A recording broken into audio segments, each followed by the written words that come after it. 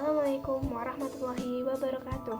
Halo adik-adik, bagaimana kabarnya hari ini? Semoga senantiasa diberi kesehatan, keselamatan, dan yang pastinya semangat dalam belajar meskipun dalam kondisi pandemi seperti saat ini. Pada pertemuan sebelumnya, kita sudah membahas beberapa topik, antara lain tingkatan organisasi kehidupan, cabang-cabang biologi, kemudian ada peran penting belajar biologi. Selanjutnya juga kita sudah sedikit membahas mengenai metode ilmiah. Nah, pada pertemuan kali ini kita akan membahas materi yang lebih menarik. Mari kita lihat video selanjutnya. Sebelumnya, perkenalkan, nama saya Ega Amanati dengan NIM K43188024 dari kelas B. Pada pertemuan kali ini kita akan membahas mengenai metode ilmiah dan keselamatan kerja. Nah, pada pertemuan sebelumnya, kalian sudah mencoba membuat rumusan masalah berkaitan dengan lingkungan di sekitar kalian. Nah, kemudian kalian penasaran tidak bagaimana sih rumusan masalah yang baik? Apa yang harus kita lakukan setelah merumuskan masalah? Selanjutnya, kita juga akan membahas mengenai keselamatan kerja di laboratorium. Hal apa saja yang perlu diperhatikan selama bekerja di laboratorium? Mengapa kita perlu mempelajari keselamatan kerja? Yuk kita bahas satu persatu. Rumusan masalah.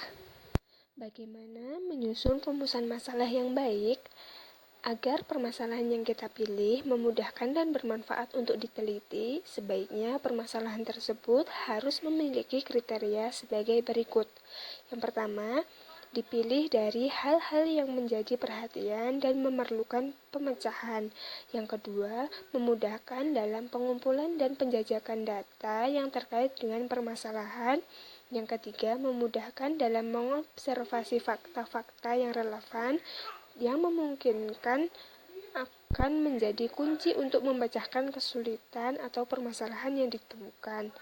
Yang keempat, memiliki literatur yang akan menjadi landasan teoritis untuk membentuk asumsi sebagai landasan untuk membentukkan hipotesis. Syarat atau ketentuan penulisan rumusan masalah disarankan sebagai berikut. Yang pertama, dibuat dalam bentuk pertanyaan dan pertanyaan tersebut sudah merupakan setengah jawaban dari permasalahan yang akan diteliti. Yang kedua, padat dan jelas. Yang ketiga, memberikan petunjuk untuk kemungkinan mengumpulkan data. Yang keempat, minimal memiliki dua jenis variabel, yaitu variabel bebas dan variabel terikat. Metode ilmiah. Jadi, metode ilmiah merupakan metode yang digunakan oleh peneliti untuk membuktikan atau memecahkan suatu masalah secara ilmiah. Langkah-langkah metode ilmiah. Pada pertemuan sebelumnya, Ibu sudah menjelaskan mengenai langkah-langkah metode ilmiah, maka pada pertemuan kali ini akan Ibu jelaskan secara singkat saja bagaimana langkah yang harus dilakukan dalam pelaksanaan metode ilmiah. Langkah pertama yaitu merumuskan masalah. Rumusan masalah biasanya berupa pertanyaan-pertanyaan berkaitan dengan permasalahan di lingkungan sekitar. Yang kedua, observasi atau mengumpulkan informasi dapat berupa jurnal ilmiah atau penelitian-penelitian lain yang sudah ada sebelumnya. Kemudian yang ketiga, menyusun hipotesis, yaitu jawaban sementara terhadap masalah yang masih bersifat praduga, karena masih harus dibuktikan kebenarannya melalui penelitian. Yang keempat, melalui percobaan, yaitu menguji hipotesis yang sudah dibuat. Kemudian menganalisis data, yaitu tahapan mengolah data yang diperoleh, bisa dalam bentuk grafik maupun diagram. Yang keenam, membuat kesimpulan. Dapat dilakukan secara deskriptif maupun kuantitatif. Kemudian mengomunikasikan hasil penelitian, dapat berupa jurnal ilmiah maupun laporan praktikum. Nah, sekarang kalian sudah tahu kan apa yang harus kalian lakukan selanjutnya setelah kalian mampu merumuskan masalah? Ya, benar sekali. Kalian perlu melakukan observasi atau pengumpulan informasi berupa data yang mendukung masalah yang nantinya digunakan untuk menentukan hipotesis dan melanjutkan langkah-langkah metode ilmiah selanjutnya. Tata tertib laboratorium. Tata tertib laboratorium merupakan aturan-aturan yang dibuat untuk ditaati setiap pengunjung laboratorium untuk menjamin keselamatan kerja setiap orang yang berada di dalamnya. Di dalam laboratorium terdapat jenis-jenis bahaya yang kemungkinan membahayakan kita apabila tidak berhati-hati.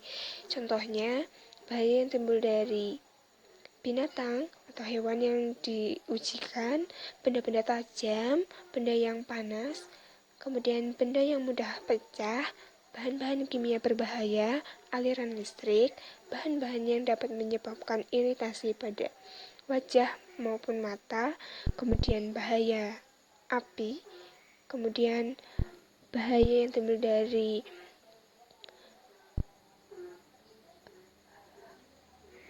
laser, radioaktif, maupun bahan-bahan yang mudah meledak.